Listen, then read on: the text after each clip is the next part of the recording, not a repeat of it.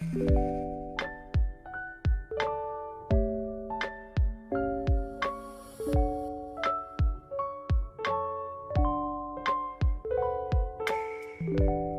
everyone, welcome to the Half of This podcast. It's me, Joey, and do I need to keep saying that? Hey, it's me, Joey. You know, the halfie himself, whatever.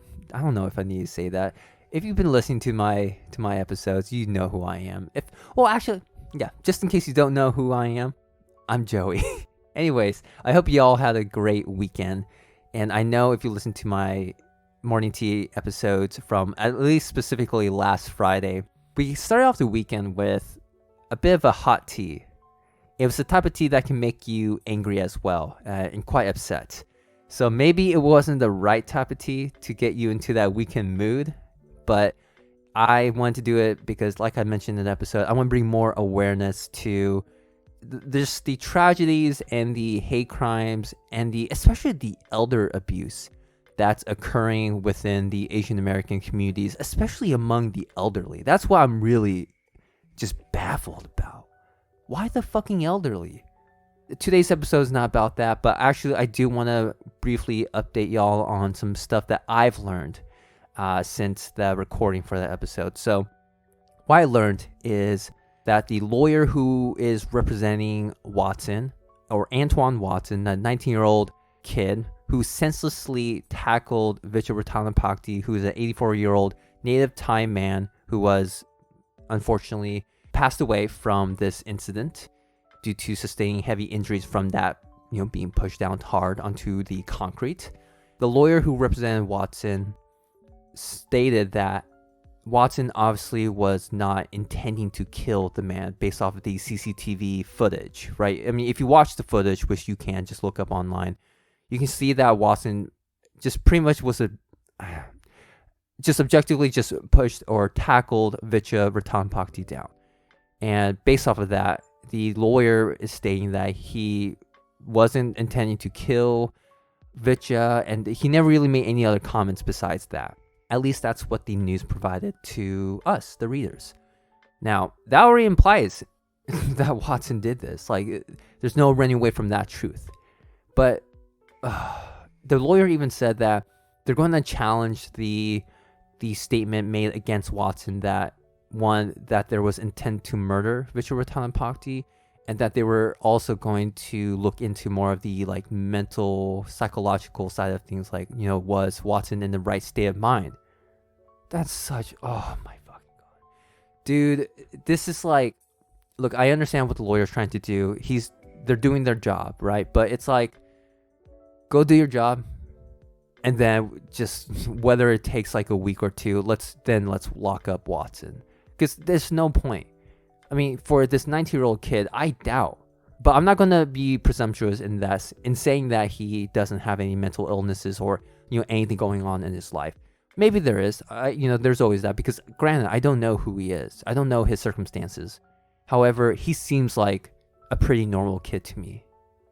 I mean, that's the update I had to give on that. I'm not going to go into it too much because that's all I know. And I do want to talk more about this sort of hate crime stuff actually in another Tuesday episode, right? Not a morning tea episode, but a Tuesday episode about just hate crimes in general and what I think about it. I want to kind of provide my take on psychoanalyzing these people who commit hate crimes, and I even want to jump into what I think is good and bad about people who are against hate crimes. What are they doing in particular? I already kind of touched based on that in the morning tea episode last Friday about how people just don't really approach these situations with good speech. Instead, they do it with bad speech, and they provide or suggest bad actions like defunding the police. That's not it's not a good idea. I'm not going to talk about this too in depth for this episode because there's already something I want to talk about which carries on from last week, Tuesday, and that's about eating disorders, particularly within men. And last week I talked about eating disorders or our relationship with food as an athlete or for someone who is within the fitness realm. But today I want to kind of dive more deeply into it, where now it's coming from a general perspective and experience as a guy, as a man, a male, I guess to be more inclusive, or if you identify yourself as a male. So one reason why I wanted to talk about this is because I actually learned about the statistics and some of the kind of like fallacies that goes in behind these eating disorder studies, or even statistics alone, regarding like how true the numbers are representing the number of males out there who do have eating disorders. So I found out on the National Eating Disorder website, which is a .org website, if that tells you anything, like how credible they are.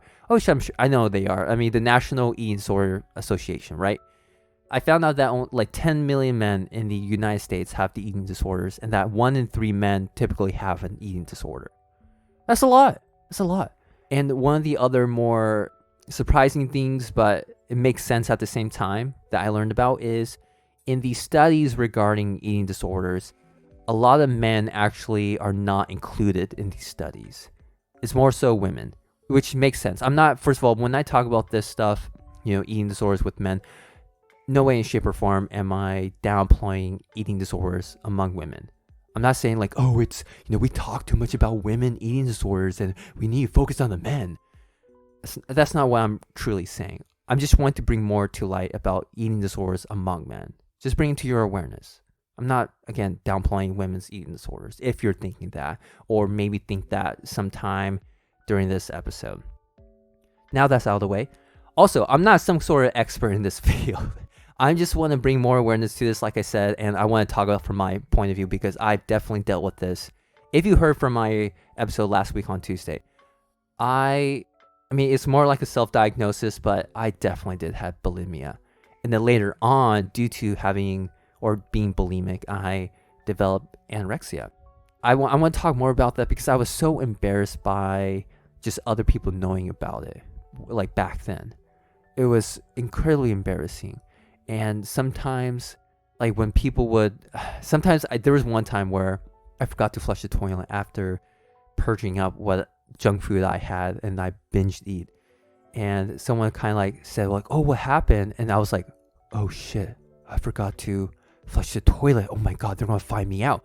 And then I made some kind of excuse where I had like an upset stomach, or I drank some alcohol, which actually I don't drink alcohol too much because I have Asian glow, which sucks. So I can't even have a beer. I was just so fearful about that. But now, oddly enough, I feel so open about it. And I think I would attribute that to me doing this podcast, like how I'm being open and vulnerable with the topics I talk about. And I've also been vulnerable with my friends, like opening about certain things. So I think I definitely do attribute this feeling of being comfortable with being vulnerable, especially with very sensitive topics and matters, to just me practicing that actually. Yeah, with the practice, it's making me feel a lot better.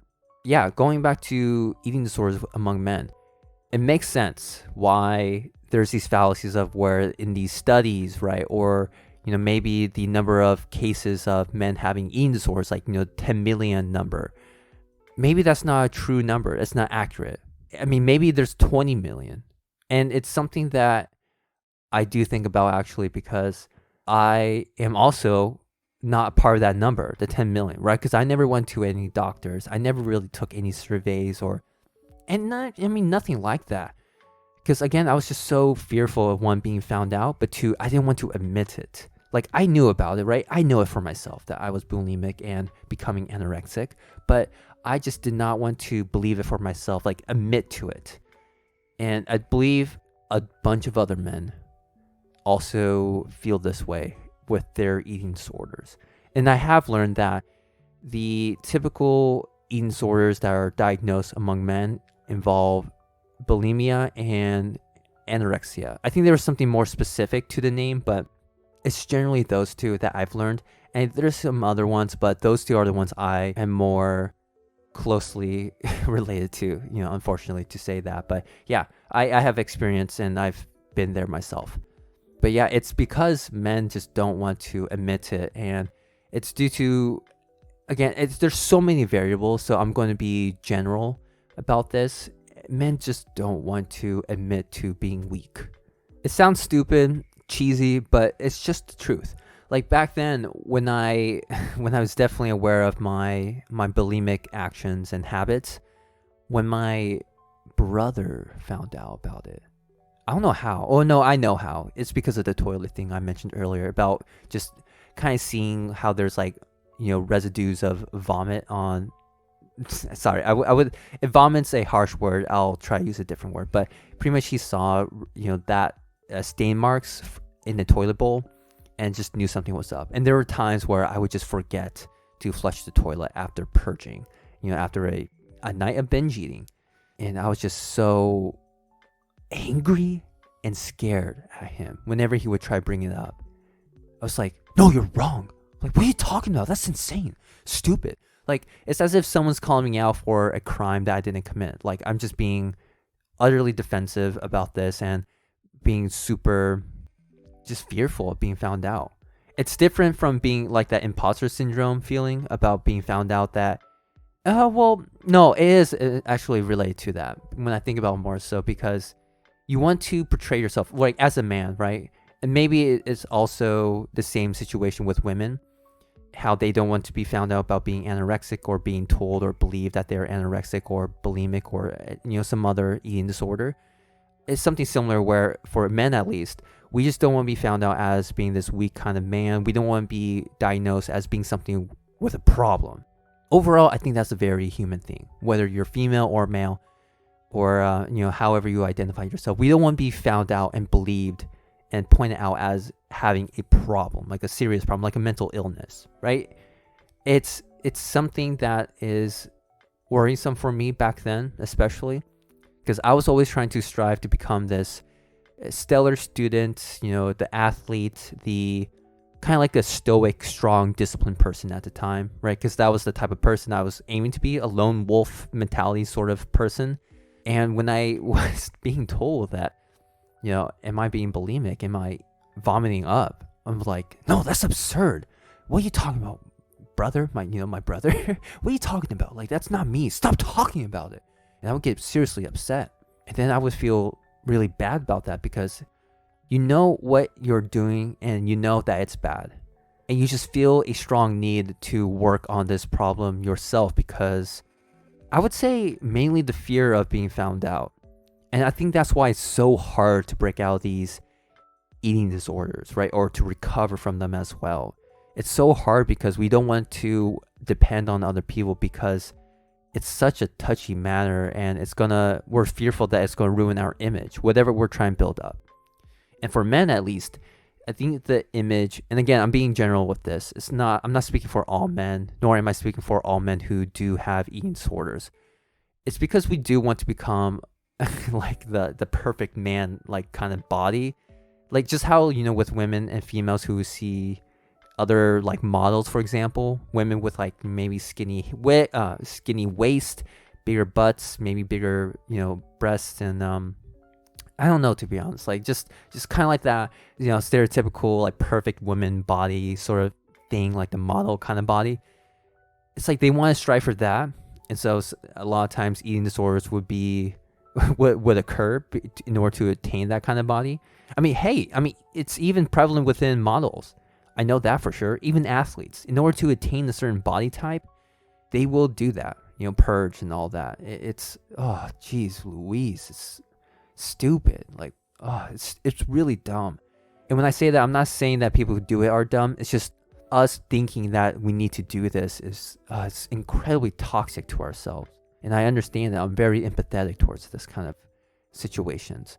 But for men, we want to become leaner and we want to become shredded in a sense, right? For our ideal body type, right? What we think a man should be is someone who's muscular, someone who's big, maybe in certain areas, like not super bulky, like you're a, like a power lifter. Yeah, like a power lifter or like a big bodybuilder kind of type body. It's not that we were trying to achieve that, but we're trying to achieve like how movie actors have like a really nice body. They're not like super bulky. I mean, maybe some of them are, depending on the role they're playing, but generally they would have a really nice body, a nice jawline, right? They have like that look to them, that sexy look. Maybe it's like a cute, sexy, something like that. We always want to achieve that, and that was the same case with me. And then compounded with that more standard male look, I also wanted to become an athlete. And thus I thought I needed this athletic body of being muscled and toned down and, becoming leaner and meaner. And as a result, we developed these habits. And I think the reason why we develop these eating disorder habits is because they're so easy to do. Because when we think about other methods, like let's say going to a doctor, taking supplements, getting a personal trainer, like we know about this stuff. We know what's the healthier alternative or the healthy way to do this, right? To attain this more of a toned body and a shredded body, losing the body fat, looking better overall. Like we know what is there. We know what the methods are. Yet when we're trying to do it, sometimes we don't see the results. Sometimes we think we're doing the right thing, yet we're being let down in our efforts because we're not seeing the results. That could be a huge detrimental impact on our motivation and our focus on, what the healthy way in attaining the body we want is. Because there's a lot of times where if you're putting in, let's say 6 months of work, right, in the gym, and maybe you think you're eating right as well, but let's say you barely gained any progress. That sucks a lot when you know it's like, oh man, like I still have all these rolls. I don't have like a six pack, or my muscles don't look any more defined than what it was maybe 2 months ago. Like what's going on? Like this sucks. Like what can I do? And then maybe you become depressed by that. And there's maybe other external situations that are making you depressed and down as well. And then you'll binge eat. And then you'll become fearful that you're going to get fat and lose all the progress. And then you figure out purging. At least that's what happened with me. When I was binge eating, I never really considered purging or just as a method to lose weight and, kind of like acting as a safety pin, where if I did, mess up with, the amount of junk food that I ate in a sitting, I would find the method of purging. And that's how I came to become bulimic because of that. When I would eat those boxes of donuts, the cereals, the ice cream, the whole cake. I mean, dude, I already said this before. I saved the Safeway grocery, or what was it, newsletter, where they had like the Friday $5 deals on the back of it, I think. And I would always save the coupons for the desserts. Like they had this one cake that was pretty good, and I would always get it. It was incredibly unhealthy. Yeah, it was very bad. I would eat the whole thing in one sitting. And then I would brag to my friends that, oh yeah, I can eat all of this because, look at how skinny I am. But yeah, I can eat all this. I was pretty proud of it. And that was something that reinforced the habit, or I guess at the time, the method that I adopted of purging, right? In order to become skinnier and leaner for the most part, or leaner is the more accurate way to put it, right? We don't want to become skinnier. The objective is to become leaner, right? More shredded. So purging became that easy method because all you have to do is purge it up. It's so easy to do. It's like if someone told you that you can become smarter by taking this one pill, it's so easy. Just take the pill, right? It's so easy. But yet there's always going to be the aftermath, right? The side effects. It's not good. And for me, it's just, I knew about the aftermath. I knew about the side effects, the negative stuff that was tied in with being bulimic. And I actually didn't know that I was bulimic until maybe after a year of being bulimic, because I just never really thought of myself having an eating disorder. Like it's like when you read in the news about these crazy situations that people are in, you always think like, that's never going to happen to me. Like it's just, whatever you read in the news, it's just like some kind of like big event that it doesn't happen to maybe most people, that it's just maybe one in a few million people that this event happens to. Like you never think for yourself like, oh, I'm going to get, mental illness. Oh, I'm going to develop some kind of eating disorder. It's not going to happen. But it does. It can easily happen. And I think that's where we can get caught off guard, because I was like that. And then I didn't later find out that I was bulimic. So I think in finding out that I was bulimic, like objectively diagnosing myself like that, although it was, I'm not a doctor. I just self-diagnosed just based off of what WebMD and whatever else there is. it kind of provided a little bit more clarity as to what was happening to me. But yeah, at the same time, just what was hard to break out being bulimic was the fact of how easy purging was. And I keep bringing up that because that was like the key thing here with how troubling it was to become better, to recover from this. Because whenever I did try to recover, where I would have, it sounds weird, but whenever I had like a period of time where I wouldn't eat junk food, or the key here was actually not to purge, right? I told myself if I did eat junk food, no matter how much, it is what it is, just let it be, because that's the healthier way. That did help me to some extent, but then I would find myself like, oh shoot, like I need to purge because like, oh, I can't keep doing this anymore, right? I can't keep doing this anymore because I'm finding myself just relapsing on binge eating and all that. And then I would just say, I gotta purge. Like it becomes like a need to a point. Like you need to wash your hands, right? You need to take a shower every day. Same thing with me with purging. Like I need to purge. Even when it became like when I ate healthy food. Sometimes when I feel like, oh my God, like I ate way too much like rice today, like oh way too much of this one thing because I gave into my cravings. I have to purge it up. It was bad. It wasn't just applied to junk food. Because let me give you some context with that. Over a certain period of time, when I was trying to recover from being bulimic, I was still having trouble with binge eating junk food. Just, it was really bad still.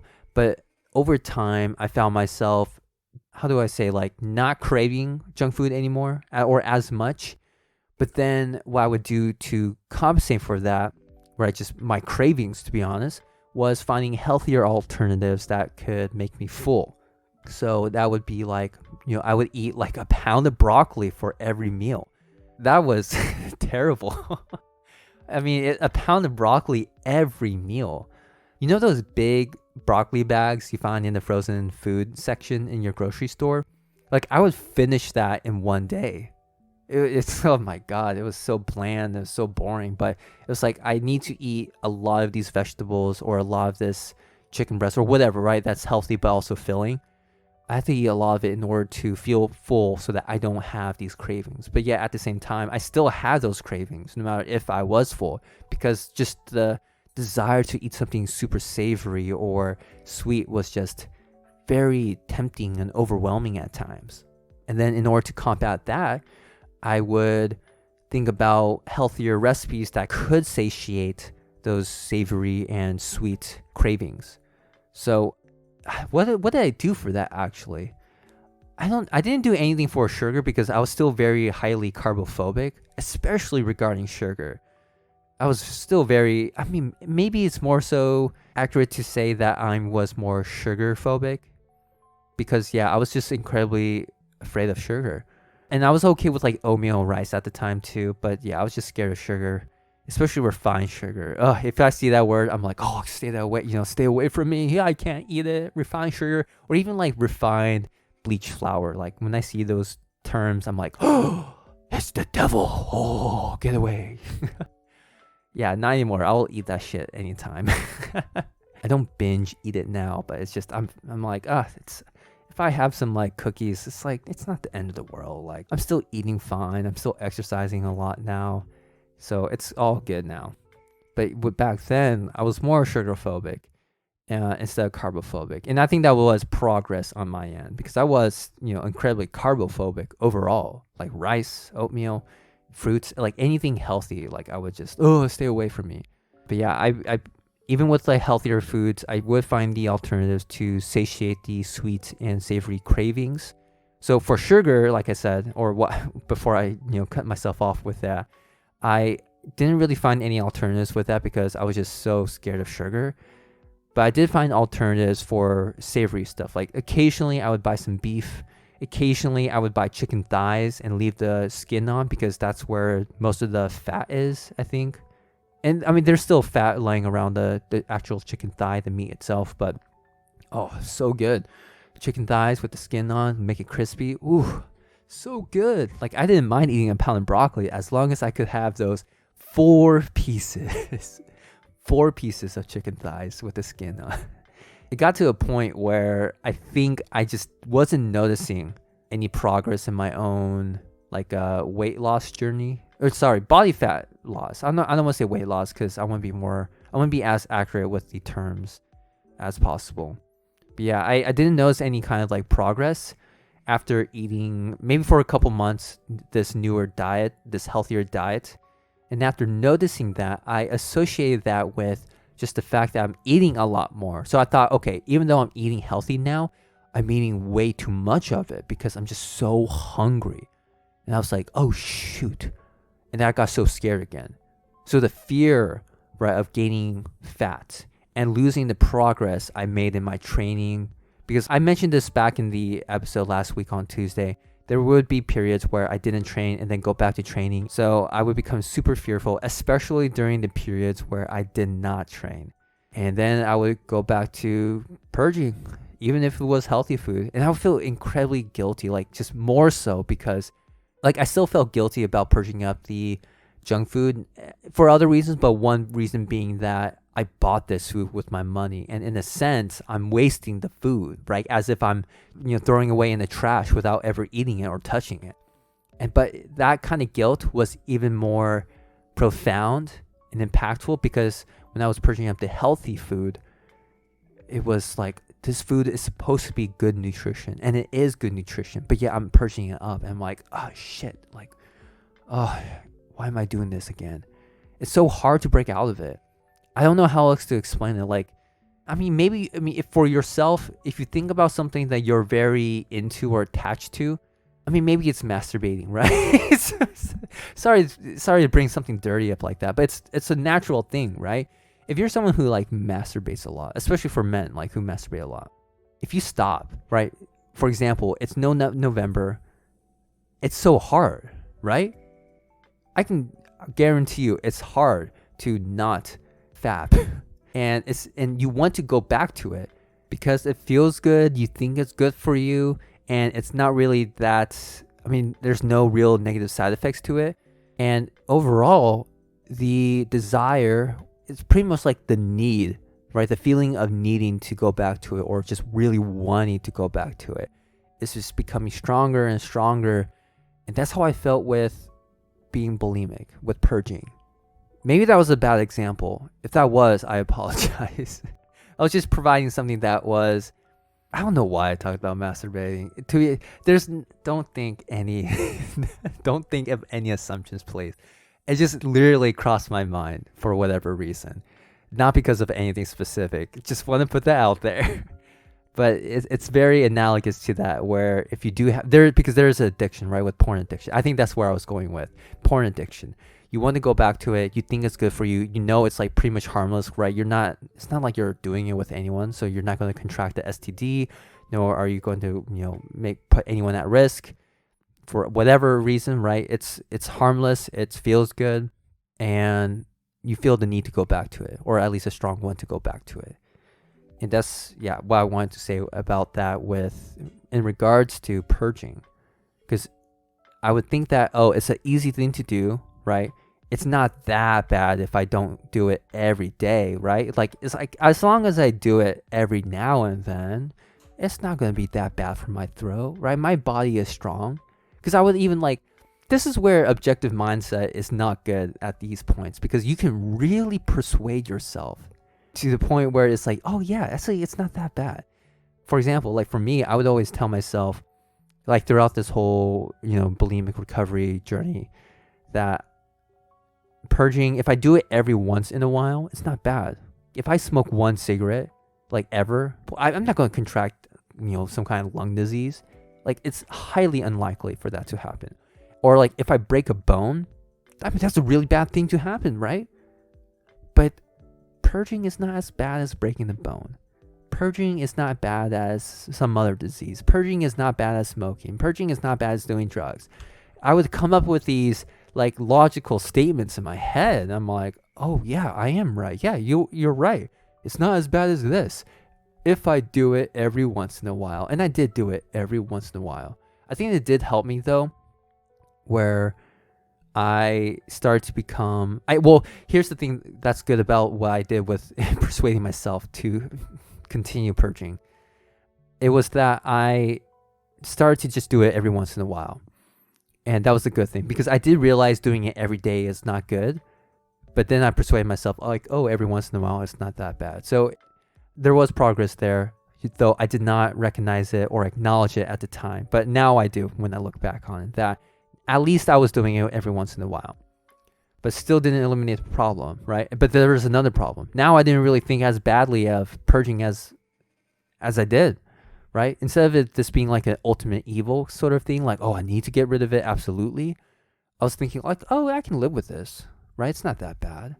But it is bad because the way I think about it back then, and definitely now when I look back on it and reflect, when I do purge, it still becomes something accessible, right? It's an accessible method or tool that's not healthy for your body. Even if it's like once in a while. I mean, there's another analogy I could have made for myself, but I didn't. That even if I smoke, let's say, a cigarette once in a while, if I do like some kind of harsh drug once in a while, that doesn't mean like everything's still like hunky-dory.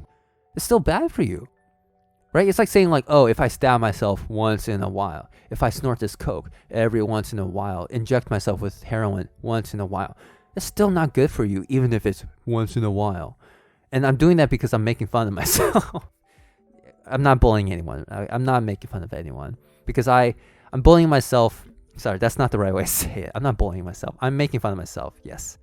Because it was a stupid line of thinking. It was a dumb, illogical way to think about it because those things I compared purging to are still not good for you. So you should definitely weigh off for a minute. But at the time, purging was just, again, that thing that was so accessible and something that I could depend on.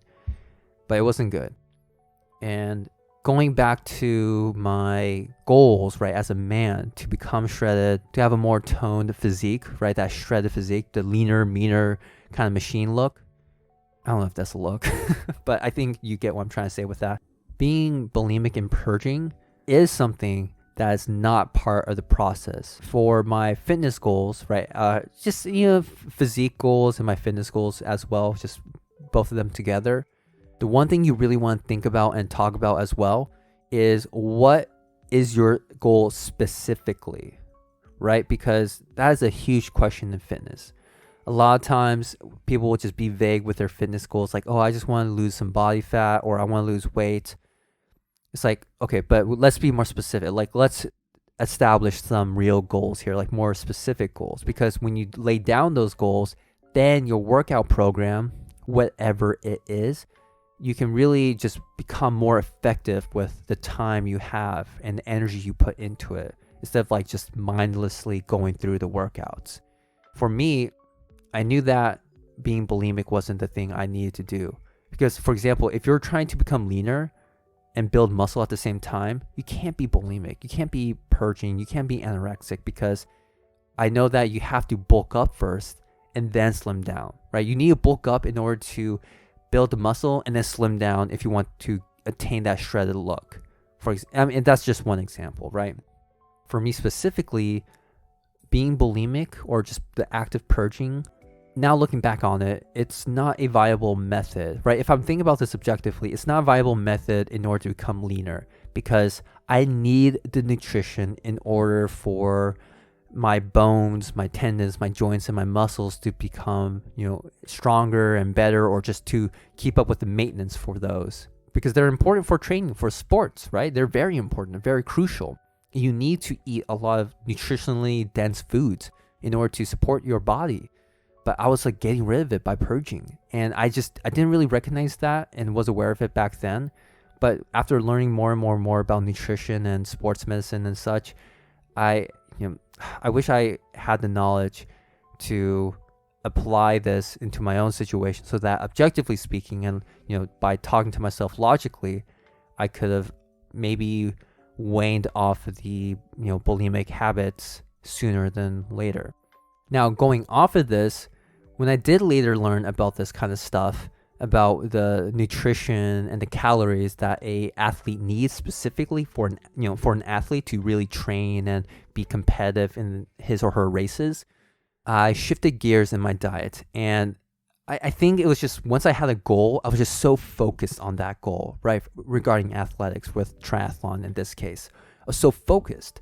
And that's how I usually am whenever I have like a goal in mind for athletics or research or my academics. Like I'm just so driven. Like if I really want to attain this, it's like I kind of like forget everything else and I'm just putting my all into this so that I can really not just achieve this goal with the bare minimum, but to just do it with flying colors, just to really go up and beyond what even my expectations, other people's expectations of me are. And with that kind of focus and drive, that really helped me get out of the bulimic habits. So to emphasize that, having a goal that you're passionate about is going to be super helpful. Like, even if you don't have all the clarity regarding your own situation, like, oh, why am I doing this? Why am I being bulimic? Why do I have this eating disorder? Like, it's good to think about and reflect on it. And at the same time, you can think about and reflect on it while trying to strive for this one goal that you're passionate about, so that you can, in a sense, it's going to help you ground yourself, right? It can help you ground yourself so that you're not going to relapse or repeat the same mistakes you've made before in the past. In my case, with the triathlon training and goals, like when I came back into triathlon more seriously during I want to say it's more so like during the latter years of my junior year, I was happier with my diet. I was happier with just my relationship with food, more so than what it was during the majority of my undergraduate career at that point. But then I was still obsessed with obtaining that leaner, meaner physique, right? That shredded body, or not incredibly shredded, not incredibly like muscular, but just an athletic body. Like I just want to be more defined and lose the body fat more so. I still had that, especially around my stomach and love handle area. Like I just felt like I was still bigger than everyone else, especially within my sport of like a triathlon. It's an endurance sport.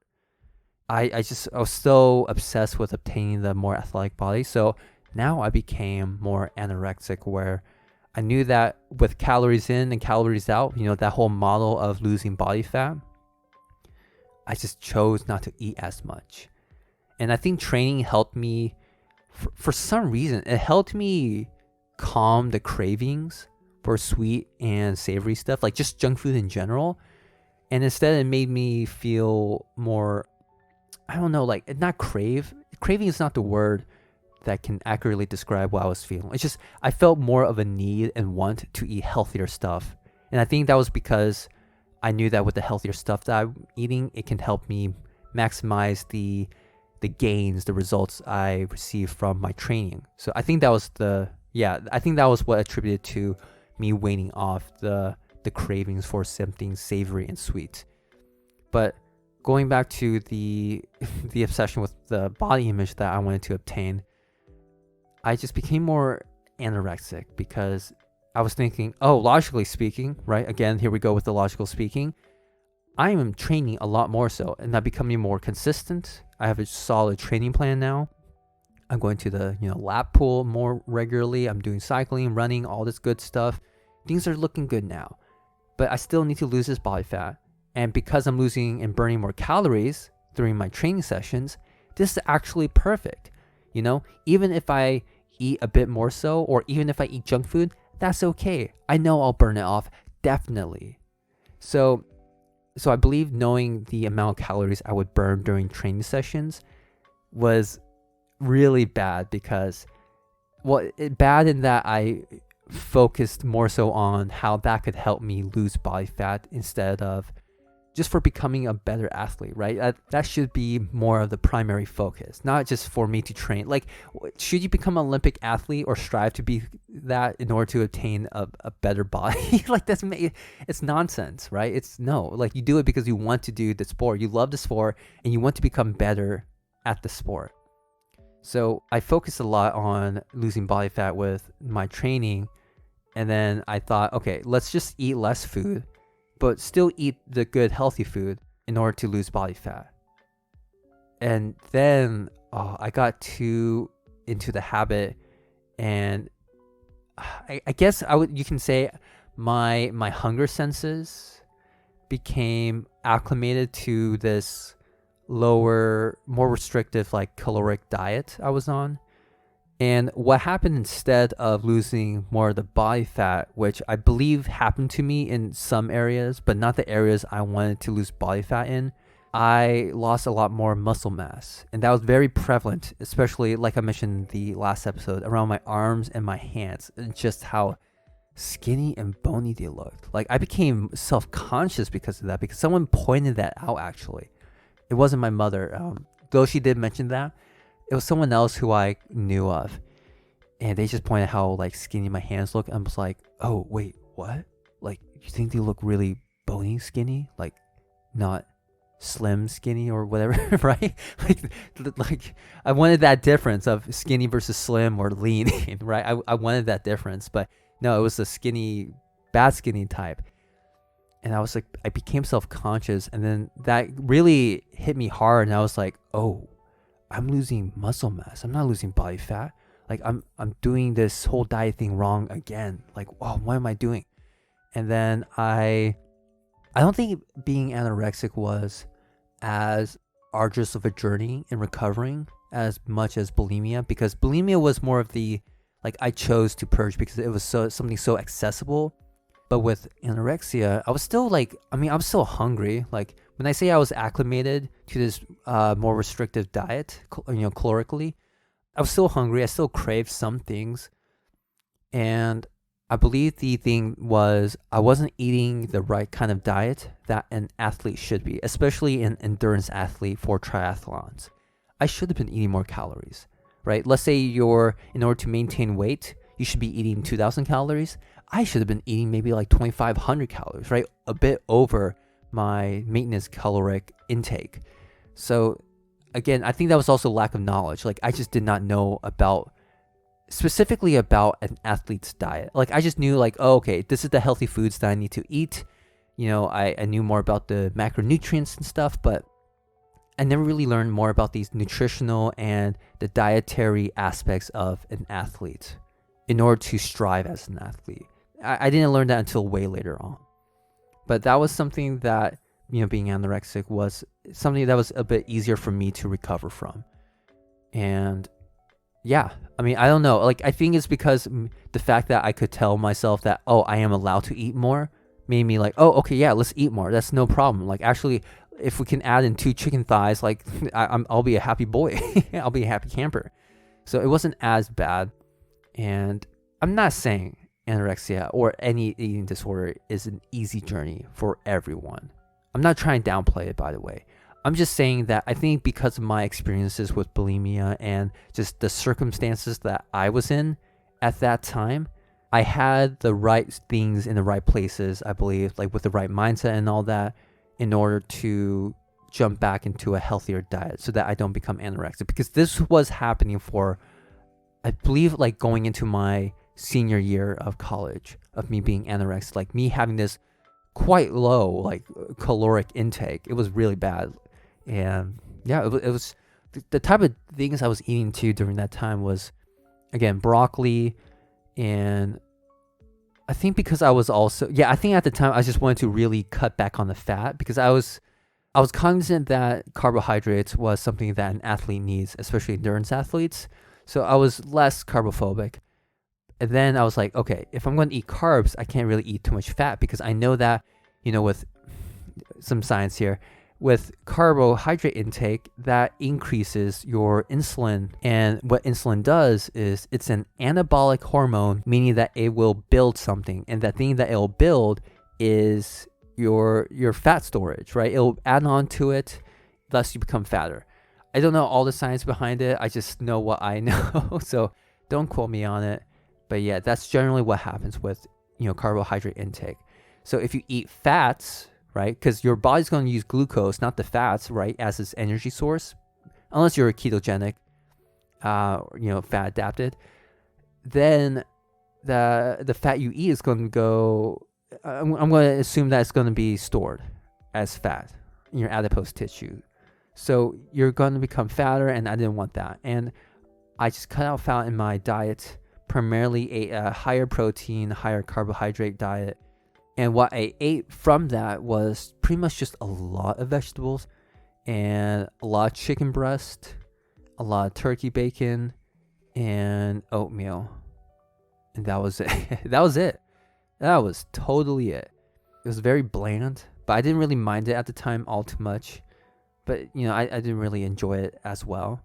So I was keeping up with that kind of diet for about a year until someone really pointed out, that wasn't my mother, how bony and skinny looking my hands were. And that was kind of like that catalyst that really made me start to think about what I was doing that was bad. And that instead of focusing on losing fat or attaining this athletic body, I should just primarily focus on just becoming a better athlete overall in a healthy way, right? Not being over aggressive with my training as well. Because that was another thing that I would catch myself doing, especially on runs. I would push myself way harder than I should have been when it's just a super easy, let's say 3-mile run. I would do it as if it's my threshold or my lactate threshold run.